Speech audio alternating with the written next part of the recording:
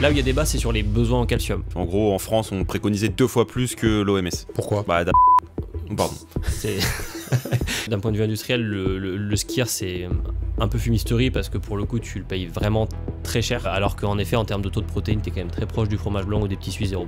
C'est pas un aliment qu'on est obligé de consommer 4 fois par jour pour être en bonne santé. La surconsommation ou même la consommation tout court de produits laitiers, surtout bovins, donc issus de la vache, peut amplifier un terrain douloureux, peut générer des douleurs. Alors...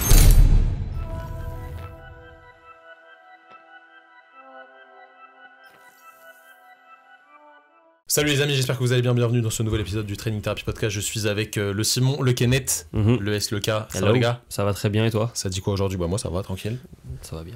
En forme. Ça va, hein. Moi Ouais. je suis prêt là. Il est prêt? Ah ouais. Ouais, I'm ready. Aujourd'hui on va parler d'un sujet qui nous a été beaucoup demandé et que je vois fleurir un petit peu partout depuis des millénaires. Ouais. Ah ouais? Ouais, Putain. depuis que je suis né, non je déconne. Ça fait longtemps quand même qu'on en parle. C'est le lactose. Ouais. Même les produits laitiers en général. Ouais, les produits laitiers Ouais. qui augmentent le risque de blessure, Mm. qui augmentent les douleurs, etc. Est-ce que c'est vrai? Est-ce que c'est une fumisterie?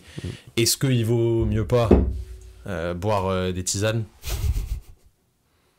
Qu'est-ce que tu peux nous en dire, Kenneth? Par rapport à ça? Ouais, je te présente quand même avant. vite Alors, fait.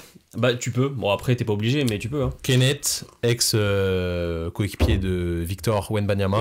C'est la blague. Ouais, tout à fait. Je pense que quand je jouais au basket, je sais même pas si lui il jouait déjà. Il C'est était né. possible. Ouais. En tout cas, voilà, t'as fait du basket, multiples entorses de cheville, et puis un jour tu t'es dit, bon bah je vais peut-être essayer d'être diététicien, Ah non, nutritionniste. il s'est dit un jour j'arrête le lait et du coup il a arrêté. Ouais, d'entendre c'est pour de ça. cheville. Où je me suis dit, je vais me faire accompagner par Training Therapy pour mes problèmes de cheville aussi. Ah, Ah, il nous fait de la pub en plus, il est Bah, fort. ouais. Il est fort, il est fort. Ouais. Bref, aujourd'hui tu accompagnes des sportifs et des non-sportifs aussi pour améliorer leur Exactement. alimentation Tout à fait, ouais. et leurs symptômes liés à diverses problématiques évidemment.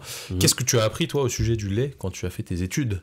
Bah en fait, quand tu fais tes études, tu apprends la composition du lait, Ok. donc des études de diète, Glucides, protéines, lipides. C'est Bon. complet. et de l'eau.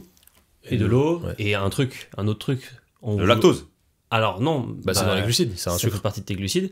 Un autre truc, on vous a bassiné Les avec. hormones de croissance. On vous a bassiné avec quand vous étiez gamin sur. Du Le calcium. Et ouais, sur le calcium. Ah putain. Ouais, donc on t'apprend la composition du lait, on t'apprend aussi les recommandations nationales. Ok. Donc, c'est le PNNS, il me semble, qui établit ça, donc la fréquence à laquelle tu dois consommer des produits laitiers par jour. D'accord. Voilà. Donc fréquence qui était, il me semble, plus élevée auparavant, ça a été réduit un petit peu au fur et à mesure. Sans vouloir dire qu'il y a un petit peu de lobbyisme derrière ça, c'est peut-être quand même un peu possible. Voilà. J'ai lu un livre à ce sujet. Et là-dessus, ouais, moi je pense un petit peu. Et bref, donc, alors que nous, si tu veux, en tant que diète, ce qui nous intéresse, c'est de savoir quels sont les besoins de ton organisme en fonction de ton contexte métabolique, etc., Mhm. de ton âge, ton poids.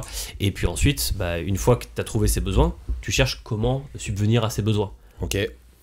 Ton calcium, s'il est bien assimilé, s'il est bien absorbé, est-ce qu'il y a besoin de consommer des produits laitiers 4 fois par jour pour en apporter? Peut-être pas. Voilà.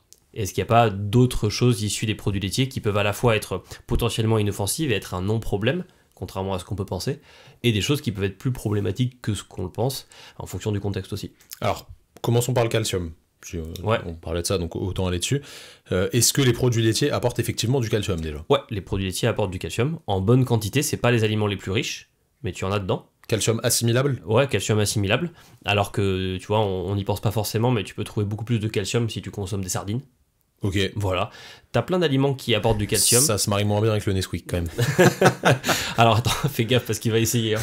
Non, Non, c'est pas son vibe, il fait je pas des mange- trucs je prends dégueux. pas de Nesquik, mais Ouais, c'est vrai. c'est pas, Putain, c'était bon ça. pas pour moi. Ça? Ouais. Moi, ce Ouais. que je kiffais, c'est, tu sais ce que c'était? Tranche de pain de mie, beurre, tu saupoudrais de Ouais, mais Nesquik. si tu t'aspirais plies. comme ça, t'étais mort. Non, mais tu plies, Ça collait. tu plies et là tu mâches. C'était beurre Ouais. salé, c'était délicieux. Ouais, incroyable. Bon, bref. Ouais. Pardon. Et c'était une période où on n'était pas trop éduqués à ça. Non, non. Ah non. Pas du tout même. Donc, ouais, donc Il y a du calcium, tu effectivement. retrouves du calcium. Ça peut permettre de subvenir à tes besoins, bien entendu. Ça, il n'y a pas de débat par rapport à ça. Là où il y a débat, c'est sur les besoins en calcium. Où en fait, tu as une période où tu es enfant, adolescent et où tu vas construire ton capital osseux. Mhm. Donc, tu as des besoins en calcium qui sont beaucoup plus importants. Les recommandations, elles ont changé assez fréquemment. Mais de mémoire, tu es toujours autour des 900, 1000, voire jusqu'à 1200 mg par jour de calcium. Ok. À peu près, il me semble que pour les ados, c'était 1200 mg. Ça a peut-être bougé un petit peu depuis, donc les jeunes diètes nous reprendront par rapport à ça. Tu vas avoir des besoins qui sont à peu près similaires, toujours autour des 1000 mg jour sur des personnes âgées, D'accord. où là, du coup, tu as des...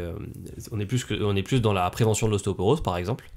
Mais pour une personne adulte, sur une grande majorité de sa vie, les recommandations sont très au-dessus de ce que prescrit l'OMS, par exemple. Ok. Ouais, L'OMS, il me semble qu'à une période, ils étaient autour des 400-450 mg jour. j'avais cette ref. En gros, en France, on Ouais. préconisait 2 fois plus Voilà. que l'OMS. Pourquoi? C'est exactement ça. Bah, Danone.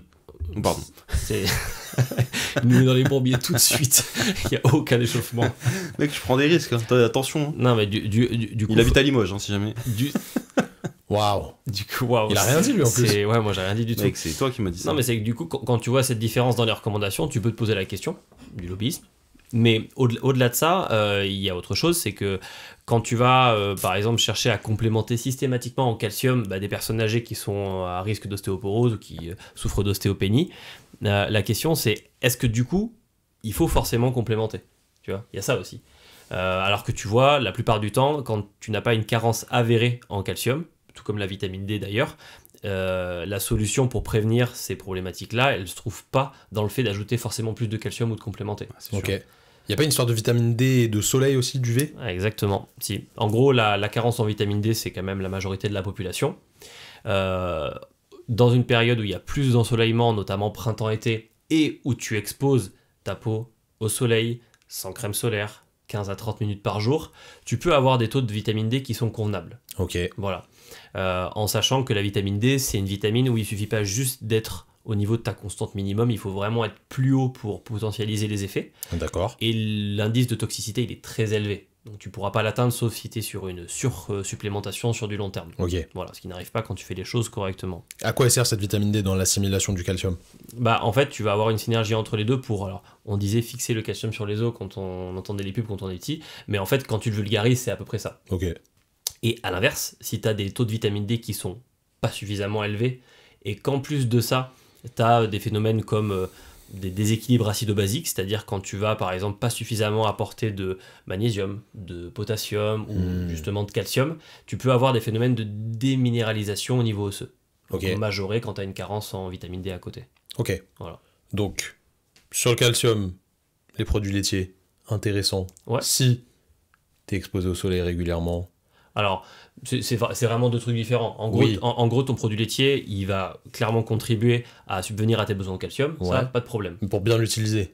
Pour bien utiliser ton calcium, alors là, si on parle que dans le cadre du Osseux. renforcement de la matrice osseuse, ouais, il faut des taux de vitamine D qui Ok. soient bons à côté. Mais ça sert pas que au renforcement de l'os. Ça sert pas qu'à ça. Mais c'est un des rôles principaux, on va dire. Voilà. Ok, ça marche. Donc, pas forcément besoin d'aller sur des dosages qui sont trop élevés, Ouais. mais on va retenir 500 mg, t'as dit? Non, 1000. En fait, ouais, les recommandations Pour les humains. Pour les ados. Pour les humains, pour les adultes, pardon. pour Ah les ouais. adultes. Et ouais. 1000, 1200 pour les adultes. Pour les ados, ados. pardon. Ouais, t'étais à peu près là-dedans. Ok, ça marche. Donc là-dessus, vas-y. Là, on parle de produits laitiers. Est-ce qu'il y a une différence, du coup, entre les protéines de lait, enfin, les produits laitiers issus des vaches Ouais. ou d'autres animaux un peu plus petits, brebis, chèvres, sur la quantité de calcium qu'il va y avoir dans le produit? Alors, c'est pas. Il l'a fait. C'est pas tant sur la quantité, c'est sur la quantité de calcium. On les fait tous, on a. Non, vas-y, C'est quelqu'un qui est capable de faire le lapin ou pas? Non, Ouais, non. pas ouf. On va se faire cancel. Non, bah c'est un lapin, mec, ça va. Ok. Et donc pour répondre à ta question, là où il y aura plus de différence entre des produits laitiers issus de la vache et des produits laitiers issus de la chèvre ou de la brebis, c'est davantage en fait sur le type de protéines que tu vas retrouver à l'intérieur. Ok, mais sur le C'est calcium, ça. c'est pareil. Non, sur le calcium Ok. c'est assez similaire. C'est assez similaire. Ça, Ok. c'est bien. Ça marche. Bonne... Donc, première chose, Et dans le lait... calcium. Attends, parce que dans le lait végétal, il y a du calcium ou pas? ça, on dit plus lait végétal. Ah ouais? Ça n'existe plus. Aïe. C'est boisson végétale. Ah, Boisson t'as végétale, raison, pardon. ouais, Parce que boisson justement, végétale. du coup, il n'y a pas de calcium là-dedans. Mais Non. pourtant, dans les amandes, il y a du calcium. Alors ouais, mais ça dépend du process que tu as. En général, Ok. quand tu as un lait d'amande, alors si je dis pareil, si je dis pas de bêtises, c'est plus en fait une infusion des amandes C'est dans ça. l'eau et tu récupères l'eau. Oui. Donc en fait, t'as pas, en fait, d'un point de vue nutritionnel, il y a rien. T'as aucune densité nutritionnelle dans ce Ok. type d'aliment. C'est plus une boisson végétale. C'est plus un élément que tu vas utiliser dans les préparations pour le côté facilité. Et pour le mais, goût. mais voilà, pour le goût, mais tu peux pas en attendre un bénéfice au niveau nutritionnel. Ouais, Ok, c'est voilà. c'est intéressant, tu vois. Moi, Sauf quand elles sont enrichies. Et encore une fois, quand c'est enrichi, quelle forme de calcium est rajoutée dedans? Est-ce que c'est bien assimilé? Voilà, toujours les mêmes problèmes. Ok. Donc, Merci. calcium, produits laitiers, ok, c'est pas un mythe. Ouais, c'est pas un Ça mythe, en il y en a amène. dedans. Pourquoi pas. Ça contribue.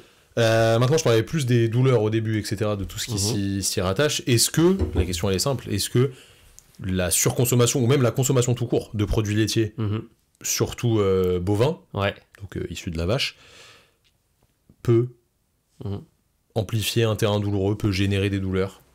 Alors, t'as plusieurs protéines en fait dans le lait.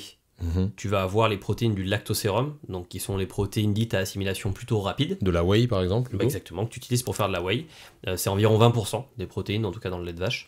Et ensuite, tu vas avoir 80% des protéines sous forme de caséine. Les caséines, donc protéines à assimilation plutôt lente, parce que digestion plus longue, etc. Et tu as différentes formes de caséine qui existent en fonction de l'origine de ton lait. Par exemple, le lait qu'on consommerait les uns comme les autres si on allait acheter du lait de vache en grande surface, ce serait du lait de vache Holstein, donc 80% du lait produit parce que c'est des vaches qui ont un meilleur rendement, etc.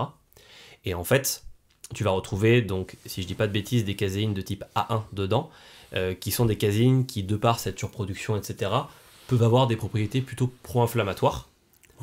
Dans un certain contexte.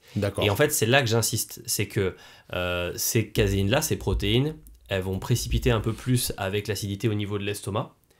Et ce qui fait que du coup, tu vas avoir des peptides, donc des chaînes d'acides aminés, qui vont avoir plus de difficultés à être digérées au niveau intestinal. Et sur des profils de personnes qui ont déjà des problématiques immunitaires et ou souvent de la perméabilité intestinale à côté, en clair, et pour simplifier, ces peptides se retrouvent dans le sang alors qu'ils ne sont pas censés s'y trouver et déclenchent une réaction immunitaire. Et en fait, c'est là que c'est intéressant, c'est que c'est pas le problème de la caséine forcément en elle-même, c'est plus sa consommation régulière dans un contexte où tu y es sensible. Tu vois, et on a le même problème avec le gluten. Le gluten à la base n'est pas un souci. Le souci, c'est qu'on a surproduit des farines de mauvaise qualité pendant des décennies et qu'une consommation chronique chez les personnes qui peuvent être sensibles au niveau digestif et immunitaire, ça marque, tu vois. Je vois l'idée. Donc oui, c'est pour ça que des gens te diront j'ai arrêté le lait, j'ai plus de problématiques inflammatoires, ou en tout cas ça a réduit mes symptômes. Parce que tu as des profils qui peuvent y être réceptifs pour les raisons qu'on a évoquées. Comment tu doses ta perméabilité intestinale, déjà? Alors, est-ce que tu peux expliquer ce que c'est? Ouais, la perméabilité... En fait, dans l'intestin, déjà, il faut savoir qu'environ 70% de l'immunité est gérée au niveau intestinal. C'est un organe qui est super complexe. Et tu vas avoir donc ta muqueuse intestinale, donc la paroi de l'intestin à l'intérieur, sur laquelle tu vas avoir donc du mucus pour protéger. Au-dessus, tu vas avoir la flore intestinale, donc tous les micro-organismes qui vivent dans l'intestin. Puis en dessous de tout ça, au niveau de ta muqueuse, tu as les entérocytes, qui sont en fait toutes les petites cellules intestinales qui sont liées les unes aux autres par des jonctions qui permettent de garder une certaine étanchéité. Et ces cellules intestinales, elles vont être responsables notamment de l'assimilation des nutriments que tu consommes. Elles vont entre guillemets faire un petit peu le tri entre ce qui est souhaité pour ton corps ou pas. Et elles vont aussi du coup être responsables de la gestion de l'immunité. Et elles se renouvellent toutes les 24 heures. Donc il y a vraiment des cycles très très réguliers. Et il se trouve que, alors en fonction d'énormément d'éléments, donc tes antécédents personnels, on peut nous le relier à des activités physiques intenses, répétées ou longues, dans un contexte de fragilité aussi là-dessus, qui vont entraîner ce qu'on appelle de la perméabilité intestinale, c'est-à-dire que les jonctions qui maintiennent l'étanchéité entre les petites cellules, donc les entérocytes dans ton intestin, jouent moins bien leur rôle. Donc forcément, tu as des molécules et certains polypeptides issus de l'alimentation qui vont passer dans le sang à cause de cette perméabilité. Et du coup, potentiellement entraîner des réactions immunitaires, etc. Exemple, un coureur qui fait un fractionné de fou malade, et à chaque fois qu'il met de l'intensité, quand il rentre chez lui, ça finit mal. Ça pour le coup, c'est un autre phénomène. C'est moins lié à de la perméabilité. C'est pas de la perméabilité. Non, c'est plus des troubles du transit qui vont être induits par l'activité en elle-même et par le fait que plus tu vas mettre de l'intensité, moins tu auras d'afflux sanguin vers le tube digestif, moins de capacité à pouvoir peut-être terminer une digestion qui est en cours. Donc ça peut occasionner des troubles du transit. C'est fonctionnel lié à l'instant. Revenons sur ma question d'avant. Comment tu doses le fait que tu es potentiellement en perméabilité intestinale avancée? Alors tu vas doser des molécules qui ne sont pas forcément censées être retrouvées dans ces quantités-là dans le sang, notamment les LBP. Tu peux doser également la zonuline fécale, donc là c'est pas prélèvement sanguin, c'est prélèvement fécal. Mais une fois que tu as ça, la question c'est qu'est-ce que tu fais en fait? Est-ce que du coup derrière, sur quoi est-ce que tu vas travailler? Et là c'est un travail justement directement sur l'intestin, à la fois sur des éléments qui vont permettre de moduler un peu la réaction immunitaire, Et surtout, ça se module sur du très long terme. Et tu es obligé de passer par à la fois des conseils nutritionnels et des compléments alimentaires que tu prends et auxquels tu exposes ton corps pendant plusieurs mois. Et tu testes et tu vois si ça fonctionne. Ouais, exactement. Quels compléments peuvent être utiles là-dessus? Là, en fait, c'est souvent des complexes. Alors, tu as la glutamine. J'ai souvenir que tu nous avais fait tester un truc. Ouais. C'était immonde. C'était un complexe où tu retrouvais de la glutamine. T'as l'impression de manger de l'argile.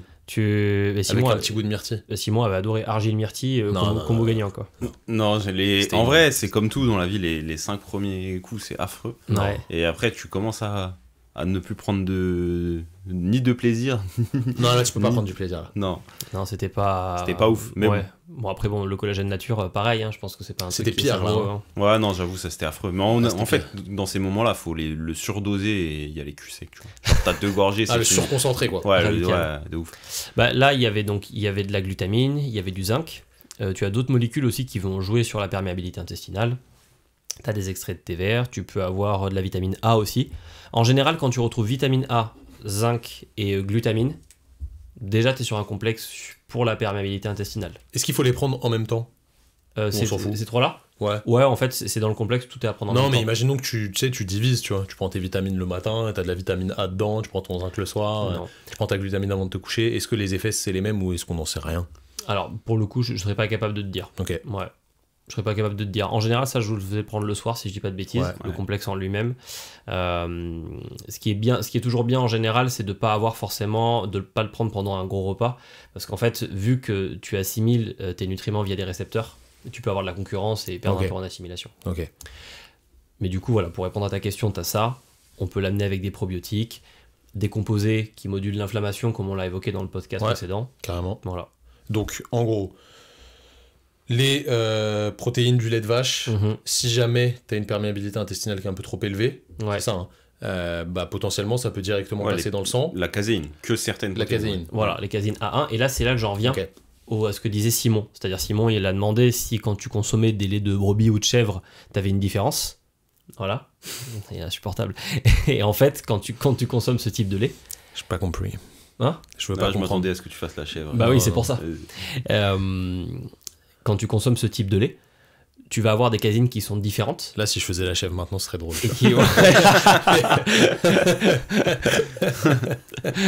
J'ai envie de m'automutiler quand je vous écoute.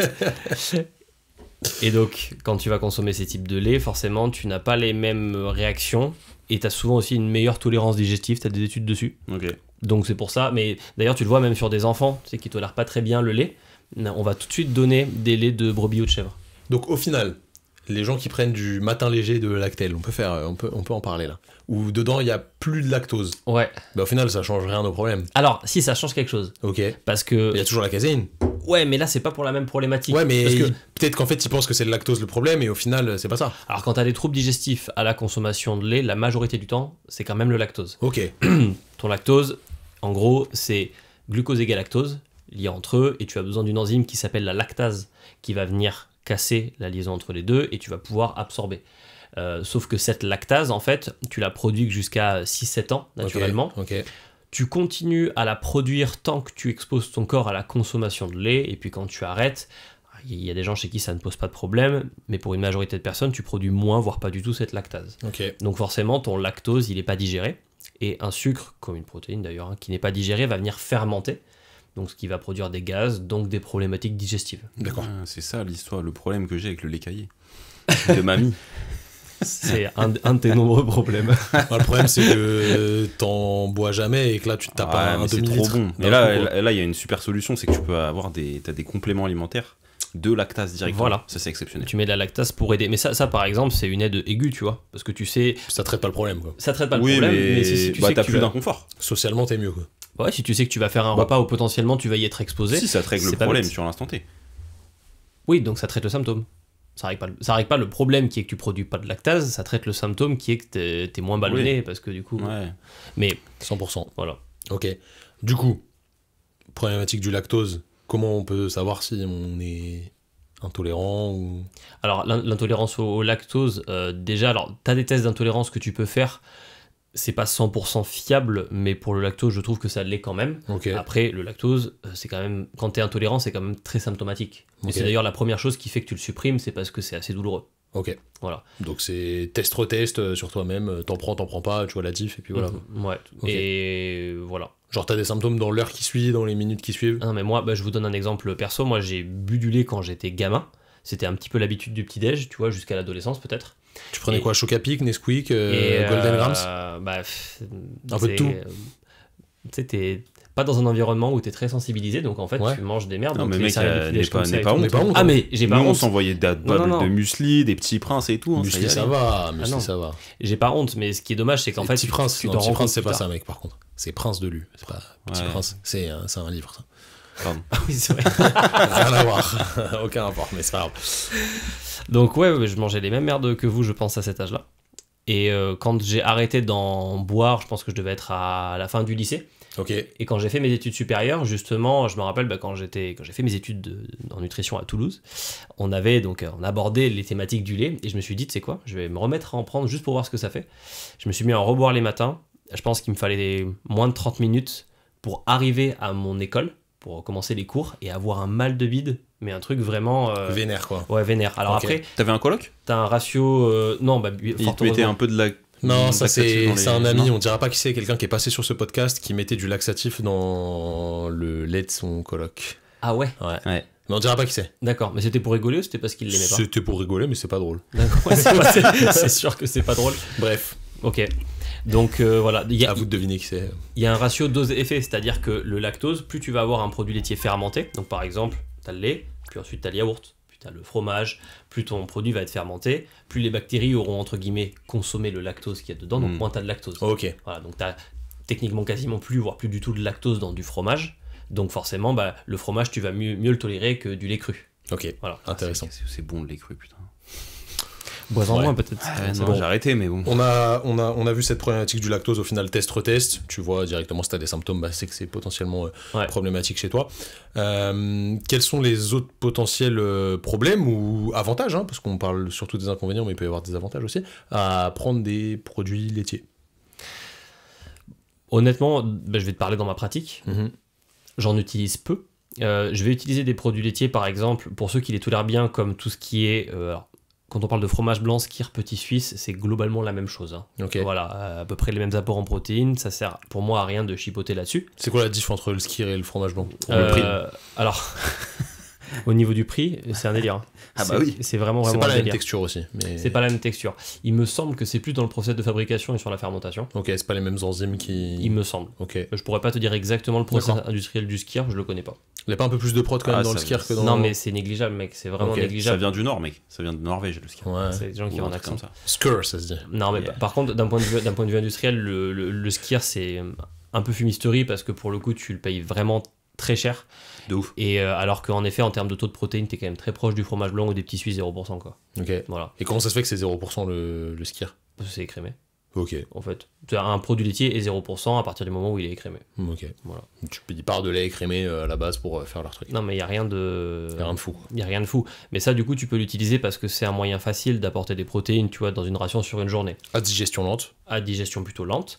Sauf que, à la limite, pour des personnes qui ont des problématiques de tolérance enfin pas au lactose, mais au caséine, du coup, de lait de vache classique, tu peux aller sur des fromages blancs qui vont être issus de brebis ou de chèvre, Ok. qui passent très bien, comme toi, je crois. Tout à fait. Ça a un goût particulier, mais. Faut aimer. La brebis, je trouve que ça n'a pas un goût très fort, le chèvre, par contre, plus. Voilà. Et du coup, c'est des outils que tu peux utiliser comme ça. Par contre, dans des journées, tu vois, je pense que j'ai personne en suivi actuellement qui intègre du lait cru dans sa diète. Parce que pour moi, il n'y a pas d'intérêt particulier à l'utiliser. Ouais, Ok. puis ça se trouve difficilement aujourd'hui. Enfin, Ouais, ça va, Les je gens, pense. non, mais les gens, ils en consomment pas, mec. Non, mais Ouais. alors, pardon, les À crus, part ta grand-mère, les personne crus, les n'achète de lait cru. pasteurisés, les Ok. demi-écrémés, tout ça, Ok. j'en intègre pas dans les diètes parce qu'encore une fois, tu raisonnes sur qu'est-ce que je veux apporter à la Oui. personne à un instant T de la journée. Hmm. Et quand tu as en tête le panel de choses que tu peux, pour apporter du calcium, tu vois, quand tu as certains poissons gras, que tu vas avoir une bonne proportion de légumes, de végétaux, que tu vas avoir des amandes, etc. Enfin, tes besoins en calcium, tu les couvres assez facilement. Et tes petits fromages blancs, tes machins, ça marche vraiment Ok. facilement. Ok. Bon. On a fait le résumé sur les produits laitiers ou pas? Ou il y a d'autres trucs? Est-ce que vous, il y a d'autres idées reçues sur les produits laitiers que vous avez en tête? C'est rarement manichéen, c'est rarement Non, tout bon, tout mauvais. Bah là, en oui, vrai, on comme a fait le d'habitude, tour. hein. Hein. Souvent, les produits laitiers, c'est le calcium. C'est ça le principal. En fait, je pense que ce qui nous a donné tort, enfin, ce qui donne du tort aux produits laitiers, c'est le fait que depuis très jeune, on nous martèle avec énormément de communication autour de ça et sur le fait qu'il faut en consommer très fréquemment. Et en général, quand on le martèle, c'est qu'il y a quelque chose à cacher. Et en l'occurrence, pour moi, la chose à cacher, c'est que c'est pas un aliment qu'on est obligé de consommer 4 fois par jour pour être en bonne santé. Ok. C'est des conneries. Donc voilà, toute proportion gardée, il y a beaucoup d'aliments qui sont pertinents, mais c'est qu'une question de proportion. Intéressant. Bah écoutez les amis, moi j'ai appris pas mal de choses. Ouais, carrément. Plutôt cool. Donc en gros, si vous n'êtes pas intolérant au lactose, vous pouvez en consommer.